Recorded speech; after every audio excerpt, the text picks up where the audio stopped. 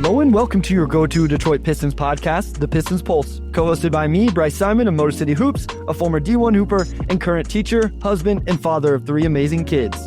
And I'm Omari Sankofa II, Pistons beat writer for the Detroit Free Press. And of course, we're always blessed to be joined by our producer, Wes Davenport.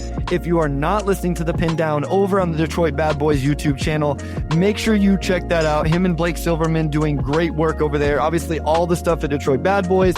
Make sure you are reading everything Omari is doing at the Detroit Free Press. And if you haven't checked out the Motor City Hoops Substack, give that a subscribe. It's completely free. Notes, analysis after games, all of that. Omari, we're couple days away from the deadline, not even 48 hours, less than 48 hours. Already seen some fireworks. We saw old friend Quentin Grimes get traded today. Obviously, the big moves. Where are you at with this deadline right now? Maybe even before we talk Pistons and what we're expecting over the next 48 hours. Yeah, I mean, I can't imagine anything's going to top the Luka deal, but like just as far as just shocking this, but beyond that, we'll see, right? Like Jimmy Butler, like he just had a report come out through Chris Haynes about his it was something, I don't know. But like De'Aaron Fox obviously just got traded. Like maybe something happens with Bradley Beal. Well, there's reports coming out that Jimmy wants to go to Phoenix. So there's a lot going on. I thought JB kind of had a nice quote about the Luka trade on Sunday. Or not a Luka quote, but Luka trade, just mentioning that what like a different teams won the championship over the last 5 or 6 years. So you just have a lot of teams that just see a wide open window at this point, right? And we still have to see how the Pistons fit into all of that. But it's been crazy. I mean, I don't know if we're going to see anything top the Luka trade, but it seems like we're going to see at least one more star moved over the next 2 days here. So it's just wait to see at this point, right? Did you have the same reaction as everybody else where it was like Shams got hacked or something's wrong here? Like, this is not real. Like, did you have to double check everything? I mean, I saw a video of Day'Ron Sharpe the other day talking about how like all of the players were feeling the same way. I mean, that's all you have to say to people to let them know how shocking this is, 10 years from now, is we all thought he got hacked. No, seriously, like I checked my phone and like I have the alerts on for the real Shams and a few other reporters, and I like read it for a second, like, like, wait, did I say Luka? And I'm sure everybody had the exact same reaction. When Doc Rivers said he thought it was AI or something. So yeah, for a trade like that to be broken like that nonchalantly and like that completely out of nowhere, like I kind of compared it to the Blake Griffin trade, like 6-7 years ago now, but it exceeds that obviously just in terms of like what the heck just happened. Yeah, it's tough to imagine if we're going to see any trade anytime soon that comes close to that one. Yeah, it was crazy. The Fox trade, obviously an interesting one involving a player we've talked about, Zach LaVine, off the board, not a guy that's going to get moved again. So, that's a player. And that's what Wes and I were talking about beforehand. Some of these moves do kind of change the potential for Detroit to trade for some of the guys we have discussed over the past few months. Zach LaVine, obviously at the top of that list, but even some other guys where, Aruna says Quentin Grimes, does that bring any further clarity to whether Trajan got full value for him? That is kind of interesting, right? I mean, I didn't love the process of that trade when it happened because I was like, this is a 3-and-D wing, which is theoretically what you should be building around Cade and J.I., etc. And Tim Hardaway Jr., I think, has been as much as I could have expected. You got second-round picks, but seeing them then flip him makes it really, it just makes you wonder what people are expecting Quentin Grimes to ask for when it comes to his deal this offseason. Yeah, it definitely does. That trade on its face, to give up a second round pick to get off of the deal, like it makes you wonder because you could just like if it's that much, you could just like not pay him. Like I don't know why you would give up a pick to get off of that. Not that Caleb Martin is a bad player, like he's. I think he gives you a lot of the same stuff. So interesting deal. Obviously that was a debate over the summer that the Pistons get good value in that Grimes for some Hardaway Jr. swap. In the end, it's like second round picks. Like I guess, the Pistons won the second round pick war in that, and THJ's done some things for them. But yeah, I'd be curious to see what this offseason looks like for Quentin Grimes for sure. And if he does end up commanding a pretty big salary. YouTube user says, Bryce, are you sick? Or are you just doing so many pods? You're losing your voice. I have done a lot of pods. We went quite a few hours over on Game Theory. I am also quite sick right now. So we may be a little bit shorter on this one, hopefully by Thursday, whenever we go live again after the deadline and we see what Detroit does, what move he makes or moves. I'll be feeling a lot better. But yeah, a little bit under the weather right now. But we definitely wanted to get this one in. Let's talk vibes first, Omari, because I think that's a good spot to start in terms of, okay, well, what does that mean for the next couple of days? So I do want to say Ryan Bozeman, I never get to catch you guys live, but watch all the time. Shout out to you guys. Thank you, Ryan. We appreciate it.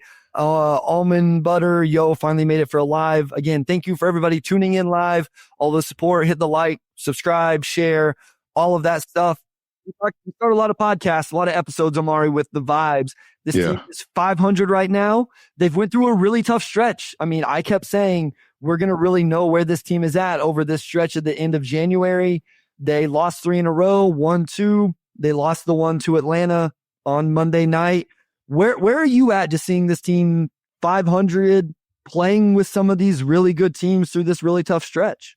Yeah, I feel like they've been very level. Like they've sort of maintained this consistency for 5-6 weeks now, where if it's a team lower than them in the standings, you feel pretty good about them winning that game. If it's a team like Cleveland, who they're going to play tomorrow, it's probably going to be a much more difficult matchup for them, where essentially any team that has at least two high level creators, like you could put Boston in that category, or Milwaukee or whoever. And then you have games like Dallas and, Atlanta this weekend, where they're hovering around 500. They're both teams that really only have one primary creator right now. And those games are more so coin flips, right? Like they handled Dallas pretty well. And then I thought last night against Atlanta, that was just a classic 4th game in 6 nights, second half of a back-to-back. Just kind of tired legs. They just didn't really have the same punch that they usually have. But they've reached a level of consistency where, like, every given night, I feel like you generally know what to expect from them. And that's for them more or less just like, going punch for teams, right? Like they haven't really gotten completely played out of too many games really since mid-December. Like you could probably count on one hand the number of games that they just have not been in at all. And I think because of that, like the vibes are a lot better than they were a year ago, obviously, and they're better than they were, at the beginning of the season.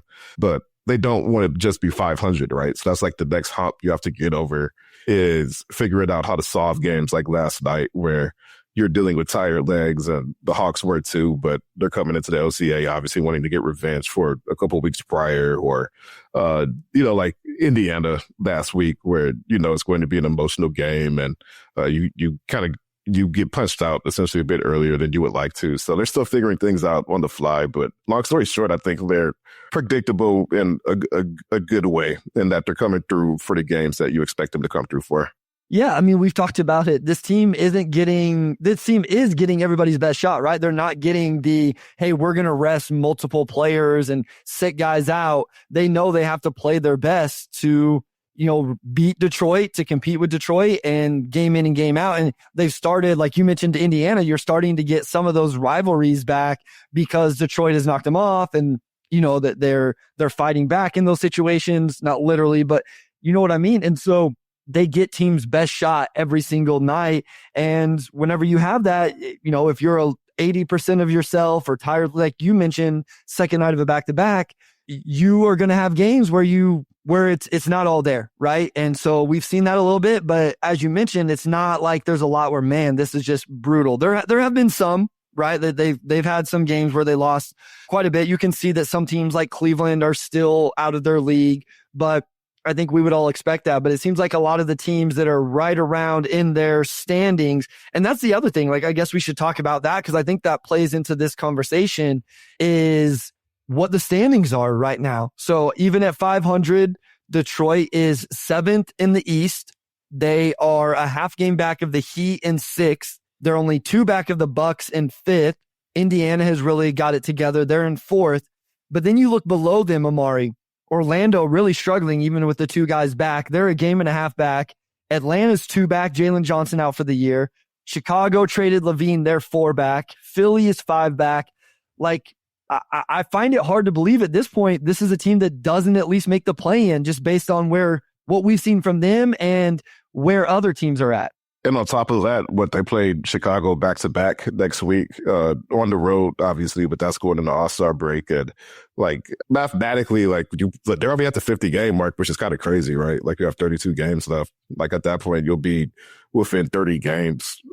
Like, you come close to clinching a playoff berth going into All-Star break. Like, I think that's, like, they're getting pretty close to that point, I think, to where at some point, the gap just becomes too much. Realistically, you could be 10 games above Chicago in the standings. They already traded Zach LaVine.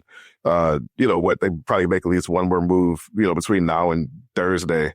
They have a really great chance to go into All-Star break, probably within a handful of games of clinching at least a play-in spot, which, like, we say it so much, but again, like, for this team to be able to clinch a play-in spot before March is a pretty crazy thing to say. But that's, what happens when you're in the weaker conference too. You get to be 500 and you get to potentially look at avoiding the play-in altogether. So that really gives them something to chase, right? Like not just making the playoffs, but being able to avoid the play-in altogether and just get straight to the first round. I think that's what's interesting. I believe this team as is, like if they didn't make a move at all by Thursday, and we'll talk about that in just a second. We'll answer all of your guys' questions in the chat. I think they still make the play-in, Omari. Like I think the team as is right now, I don't know what the status of Jaden Ivey is, but I think I looked the other day, they definitely don't have one of the top strength of schedules left in the league. And so like that was important as well. So if you just look at the Eastern Conference, 1, 2, 3, 4, 7th or something like that. So they're kind of middle of the pack, but they do have 2 against the Wizards, 1 against the Jazz, Hornets, Raptors, Nets, a couple against the Pelicans. So right in there, the same as Indiana, Miami, some of those teams in terms of strength of schedule left. I just think this team can make the play-in even if they don't make an addition. And so I think that's where it makes the calculation interesting in terms of, okay, is that good enough just to make the play-in? And then you find out what Cade looks like in a play-in game. You see what Sasser looks like coming off the bench in a play-in game, Duren, et cetera, et cetera. Or do you go make a move that's like, no, let's get out of the play-in game and then we get into a series, even if it is against a Boston or someone like that, and given even more data. I think that's what's made the calculation interesting. I assume they would be, before the year, I didn't think they would be in the situation at all. But, even a few weeks ago, Omari, I thought it would be, okay, do you have to make a move just to get to the play-in game, right? Like, do you not feel like you're even going to get in the 7 to 10 range if you don't make a move? I don't feel like they're there. I think with this squad staying healthy, they're going to be a play-in team, even if they don't make a real addition. Yeah, and that's, I think the math you have to do this week is like, I think ideally you would like to be able to make some sort of move to keep you above level without giving anything up, right? Like if you could like kill 2 birds with 1 stone essentially, and you bring in some sort of veteran and you pick up some sort of asset in return, and that's somebody who can still help you compete and ideally fill a hole on the roster, right? Which at this point is really just secondary ball handler, really primary ball handler, somebody who can kind of take the load off of Cade. But realistically, I don't know how primary you're going to get if you're, looking more so at players that teams are unloading onto you, right? So I think that's the main question. Like, how much can you accomplish both at once and, still, buy into this season, still give the team the support it needs down the stretch to avoid the play-in altogether, right? They've been competing. They've been improved, doing everything properly. So on some level, you do want to support them going forward, but you don't want to overcommit to the season. You don't want to give up anything of note, and you're still in this mode where you can compare them to OKC a few years ago or the Grizzlies a few years ago, where they essentially did both at once. They sort of exceeded expectations wins-wise, but they never made any moves to move the dial up. Like the Grizzlies, they've added Scottie Pippen Jr. and Jalen Wells and GG Jackson. Like they kept adding young guys and they kept making moves to support that core. You trade for Marcus Smart, and that hasn't really worked out, but more marginal moves, right? That's the chance that the Pistons can pursue essentially, is to kill 2 birds at once and not overcommit to this stage right now. So that's what they're going to try to figure out over the next 2 days, if they could do that. Yeah, and that's what's interesting to me as well. You mentioned, okay, they need kind of a primary creator outside of Cade. Is that guy actually there, right? Like, can you even acquire that guy? If you can't, if it's a Lonzo Ball, who's like a secondary creator more, like a guy that can space the floor, defend, but, like he can play with the ball in his hands. He can initiate offense for sure, but I think that would be an upgrade over what they have right now, but it comes with injury risk and those type of things. It's like, how much of a boost are you getting with some of these guys as well? So then is it worth getting that guy, or are you better off taking a little bit bigger of a swing, a CJ McCollum, somebody like that, or nothing at all? And the other thing I've fallen into, Omari, like Trajan actually has quite a few seconds at his disposal right now. Yeah. I don't know how, I don't know how like excited I am about adding 2 or 3 more second round picks to the chest, right? And I know you can attach what Oklahoma City traded 5 second round picks to get back into the end of the first round. So I realize they can be valuable. I'm just saying, I don't know how much that moves the needle for me if that's the trade that ends up happening, which is they simply rent out the cap space to bring in a couple more seconds. So yeah, let's go to break. When we come back, we'll get into all of these questions and comments and all of that. We'll go through all of those. So if you're joining us live, thank you. Again, like, subscribe, share. If you're listening after the fact, same thing. But if you're with us right now, drop your question, your fake trade, whatever. We'll get to as many of those as we can before we close this out. But we're going to go to break. We'll get to those right after this.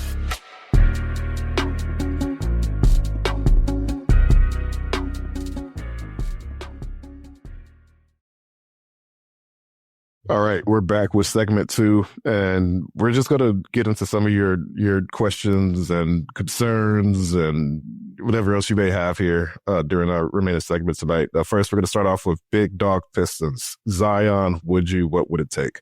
I would not, and I just would not. I'm not going to trade for a player on that salary who's had the injury issues that he's had. So that would just be a non-starter for me personally. Maybe there's some sort of deal where they sweeten it and make it better. But personally, I'm good with the core I have. I probably wouldn't introduce that type of element to it. How about you, Bryce? My immediate answer was no as well. And listen, I watched a Pelicans game the other day. Essentially, I turned it on to watch Trey Murphy, who is awesome right now. Like Trey Murphy is cooking and doing stuff off the bounce, making shots, all of that. Zion is really, really interesting, Omari. Like he's so talented. And even defensively, when he wants to have like an engaged point of attack possession, it can be interesting. I'm out. Like I'm not doing that right now. To me, that would seem like a desperation move where it's like, okay, we're up against it. We're at the end of this. We have to do something to make Cade happy or push this forward. So let's take the roll of the dice. I just don't think we're there right now. So Amari Sankofa, your pop says no. Wes says for a low enough price, I consider a lot of things. I wouldn't really want to pay to get Zion at this point. Yeah, and I can't imagine New Orleans is like just giving him up for nothing. But listen, my idea of value has been completely flipped over the last week because I wouldn't have assumed that AD, Max Christie, and a first-round pick could get you Luka Doncic, and Zach LaVine essentially got moved as a neutral value, even though he's putting up the numbers he is. So, value is all based on what one owner / GM in this league will pay, and it can completely skew it. Yeah, and the other thing about the Pistons is, and we got to get to what would it take for them to make sort of a swing now, is that they still owe a first round pick. So, essentially by waiting to make that swing not later. Not for long, they won't. Right. You could convey that pick this offseason and get off that, get off of that altogether, and then go into next season with all of your draft picks. And now you have much more flexibility to go after a guy like a Booker or whoever becomes available at that point. Obviously just throwing a name out there, but that's the other aspect of it too, is that they can't make a move like teams have made for De'Aaron Fox. Like they can't trade 3 first-round picks like Senate and Antonio just did. They're barred from making those types of moves. So that's part of the calculus as well, is just if you could just make the playoffs this year and get off of that, the pick you owe, which is now owned by Minnesota, that sets you up better going forward. So that's something you have to keep in mind as well.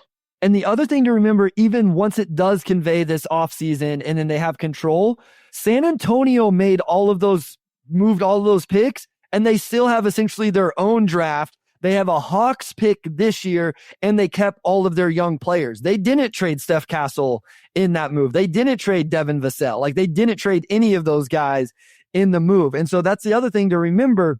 If you're talking about a bigger move by the Pistons, is what would be left after that. So let's continue to go here. Mike says, I want Gigi Jackson, but it's just a pipe dream. I would agree. I think Gigi would be interesting, but I think Memphis is much more likely to move a Jake LaRavia, or I've seen Luke Kennard mentioned multiple times in the chat. I don't know if Locked On Pistons, if that got brought up on his episode today, or whenever recorded. I think I wanted to give credit where credit was due. I think they said Locked On Pistons. I don't think they're moving Gigi. I think Gigi and obviously the rookie Jalen Wells are pretty locked in there for them. But maybe a Jake LaRavia, maybe a Luke Kennard is somebody that could be moved, especially if they try to make a bigger move or something. Yeah. I would be really surprised to see them give up Gigi, essentially, for the non-equivalent value. And I don't know what equivalent value would be for the Pistons. Probably not an answer that most fans would be comfortable with, I'm sure. Obviously it would be a great pickup, but I think that's also why Memphis is more likely to keep him. You probably don't trade him unless you're going after a guy like a Jimmy Butler or somebody who can really take you over the top this season. Yeah. So next question here from Brad B. Reed Shepard in the G League. Could we get him? I don't think so. Oh yeah. Michael brings up Marcus Smart. That is another one because he just hasn't been in the rotation. It would be interesting. YouTube user does bring up LaRavia is bad to trade for because then you can pay him less than every other team in the league if he plays well. That's because Memphis declined his 5th-year option or 4th-year option, whatever. And because of that, whoever has him, I believe, I think the max is out at $5 million or something like that. So Brad B says, Reed Shepard in the G League, could we get him? I just don't see any reason why Houston's doing that yet. Yeah, no, I mean, I think like for a guy who's still a rookie and Houston's in a situation where, they have way more young guys than they could pay, but they also have the longest amount of time to wait to make a decision on Reed just because they just drafted him. So again, if you're Houston, I don't know why you're giving up Reed Shepard unless you're getting not even a 1st-round pick. I mean, they used a pretty high draft pick on him. So again, if you're talking equivalent value, it's probably going to be something that fans are not comfortable with because that's to be a really high value asset that if I'm Houston, I'm not trading him unless I'm getting some sort of superstar in return personally. All right. I am the big says Lonzo Ball. Sexton is injured, so Ball seems like a good option. Also D'Lo. Yeah, I mean, I think Lonzo Ball is interesting. I found it interesting the other night after Pistons fans saw Lonzo in person, quote unquote, against Detroit, saw him make some shots and all of that. I think they warmed up. I think the thing you do have to remember, it doesn't seem like a Trajan move. And we only have one offseason of Trajan, right? But all 3 of those acquisitions last offseason were guys who spaced the floor, which Lonzo has done and has started to shoot the ball better, I believe. I think he started off really cold when he came back. But all 3 of those guys, Tobias, Malik, and Tim Hardaway Jr., have been very, very available over the last 5 seasons. And no shade at Lonzo, but that's simply not the case with him, Omari. Yeah, no, that hasn't been the case with Lonzo. And again, what would it take to get a guy like that? He's an interesting case just because I don't think anybody could have reasonably expected him to be as good as he's been this season after missing 2 years with the knee situation that he had. So value-wise, I'll be curious to see what they do with Lonzo and if they do anything at all with Lonzo. Because on paper, if you're just looking at guards who would fit pretty perfectly with this Pistons team, I think he's pretty high on that list, especially with him.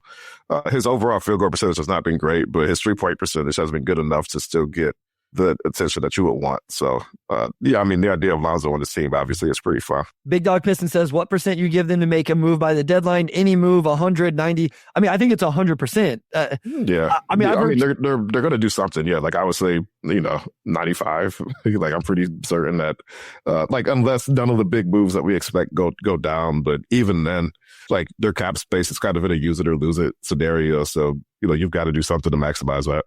Yeah. I mean, Keith Smith said it would be a pretty big failure if they made all these moves to have cap space more than anybody else, and then they ended up not using it at all. Now, do they, like you said, do they end up not being able to do it in a big move where they get a ton of return? But I think you have to do something whenever you talk about cap space. You do have extra seconds. there's a lot of paths here to go.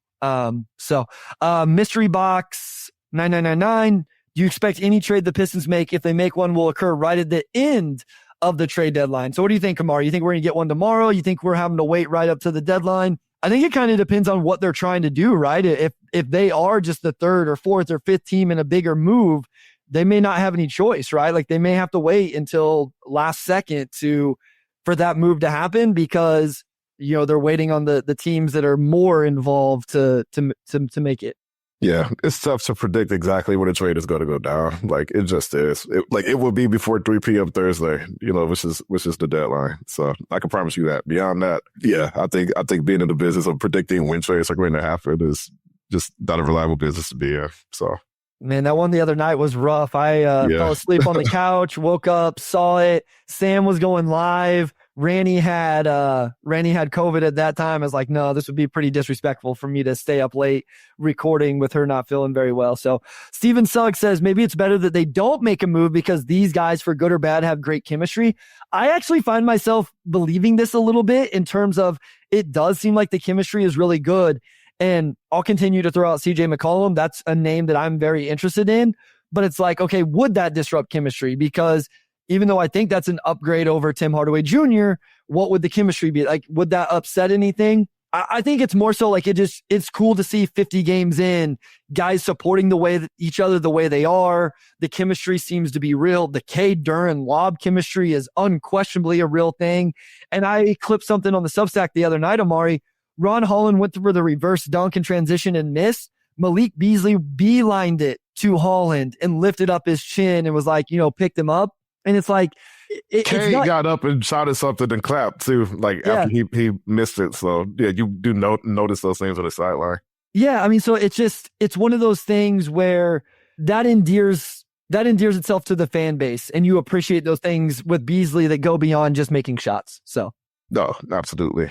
We have a question here from Aruna. Any guesses on supposed New Orleans trade lined up if they still need to shed salary at the deadline? It's only like a couple million, right? So it literally could be anybody. I saw people speculating like, oh, it could be CJ or this and that, but yeah, they don't need to do anything dramatic to get under that tax line, if that's just their primary goal at this point. Like, they don't have to trade CJ this deadline. They can wait till the summer or next deadline. They do have some flexibility. So, like it would, if it's pre-negotiated already, I'm sure it's probably, again, a smaller deal than people would like it to be. Cause they don't have a lot of salary to shed. They can get off one small contract and pretty much be set. If somebody knows that number, put it in the chat, because I mean, if it's only a couple million, it literally could be, JRE, Daniel Tice, Javonte Green, all of those guys make just over 2. All right, guys, we're going to rapid fire here and get out. YouTube user, does BI get moved? This is the one that I feel like has fallen under the radar, Amari. YouTube user says 1.4 million. So almost everybody on their roster other than Antonio Reeves for the Pelicans. I'll just tell you, from the games I've watched, Javonte Green, if it's literally just that, would be the one that would be interesting. I don't think he moves the needle or not, but just another wing, plays really hard, all of that. Do you think BI gets moved? Yeah, I mean, he's the one guy on the roster that they more or less have to do something with, right? Or else you risk losing him for nothing. So my guess is yes. I think if you see one player on that roster get moved, it's probably him. You could make that move and maybe that gets you under, or do that in a related move. But that's the one move you have to make in some capacity. So for me, it's just more so from a value standpoint. What does that take? Just given that it could be a rental for whatever team makes that move. What team is a Brennan Ingram away from winning a championship? And I've kind of been struggling with that question personally. I feel like there's teams on paper that would make sense, like Milwaukee, but the actual mechanics of putting a deal together is a lot more difficult, especially for a guy that is an expiring, essentially. Steven Suggs, fake trade, but not real, but funny. Tobias Simone and Wendell Moore for LeBron and Son. I did the math. It works. Yes, that would be. It is interesting to see what happens with LeBron. That is Luka's team now. Colin Sexton, how realistic? I would be interested. I'm a Colin Sexton fan. I don't know that others are as much as me. I don't know what type of quote unquote real assets that would take, though, Amari. Yeah, like again, I think the idea of him is pretty fun. Just essentially as a spark plug ball handler who, could still pass a little bit too. Again, I think Utah, like they're probably in a position where you don't have to trade him just to trade him. So, again, just comes down to a question of if you're giving an asset up, like what does it look like, and is it worthwhile? Because he's not going to take. I don't think Sexton's the difference between like a first round exit and like getting to the second round or anything. So it would have to be some sort of throw in or like a second round pick or two type deal to make sense. Yeah, Max says Kobe White, Lonzo, Dante Exum, Dinwiddie, Sexton, few names that would be interesting. All of those interesting names. Steven Suggs, they could trade Tobias for Randall, get our pick back. I think I'm good. I haven't been the biggest Tobias fan. I would happily take Tobias over Randall, I think, at this point. Listen, I'm not trying to throw shade. I watched Minnesota today without Julius and Nas in the starting lineup. The spacing was completely different. The ball movement was completely different. They already have one ball stopper and Ant. I realize Cade is a better passer than Ant and all of that, but they're both guys that dominate the ball. Julius Randle is a talented player who I think is an interesting fit, especially in starting lineups. Yeah, but maybe not in Detroit. Definitely not in Detroit. Okay, what about DeRozan? I don't think he fits with Cade either. I will say, though, Omari, I do think if I'm Sacramento, I would try to move him. I would buy into a Malik Monk, Zach LaVine backcourt with Keegan Murray, Sabonis, try to get a 3-and-D defender on the wing there and build it out from that. I don't know if DeRozan can net you that, but I would do that if I was Sacramento. If I was Detroit, I would not be in the DeMar DeRozan business, even though, again, I do like him as a player. Yeah, I like him as a player. Yeah, I think fit-wise, he just doesn't make sense for this team. I don't think he necessarily addresses exactly what this team needs from that type of secondary guy. Unlikely, but I want Sabonis. Would be interesting. He's a really good DHO player. What do you think of half season of Dennis Schroeder, Rindle, if Golden State tries to make a big swing? This is from Quick Darshan.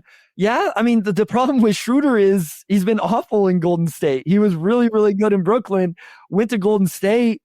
He can be moved again. They made that trade so that, I mean, we're right up against the date, whatever it is. It's either tomorrow or actually on Thursday. That's not a bad name. I don't mind that name, but again, he hasn't been good in Golden State since he got moved there, or at least maybe he's played better recently, but I know for the first stretch, it wasn't great. Yeah, I think for a player like that, it's just how much do you trust what he's done this season over his overall body of work over the last few years or so? Because again, I think the version of Schroeder before he ended up in Golden State makes a lot of sense for Detroit. Yeah. I saw someone bring up Davion Mitchell. That would be an interesting name also. But let's call it. We will be back either Thursday night, first thing Friday morning. Thank you for everybody that joined in. I know it was a little shorter than our normal episodes, but we just wanted to get this in. Again, we could have a move at any time, and then this doesn't set as well. So wanted to get you a short one. Thank you for joining. Like, subscribe, share, all of that. If you're listening after the fact, all of the same things. Otherwise, Omari, take it away, my guy. Yeah, big thanks to everybody for tuning in. Obviously, you'll hear from us again very soon after we get past the deadline. And with that, big thanks to our audio producer, Robin Chan, our editor-in-chief, Nicole Avery Nichols, and big thanks to Wes Davenport, as always.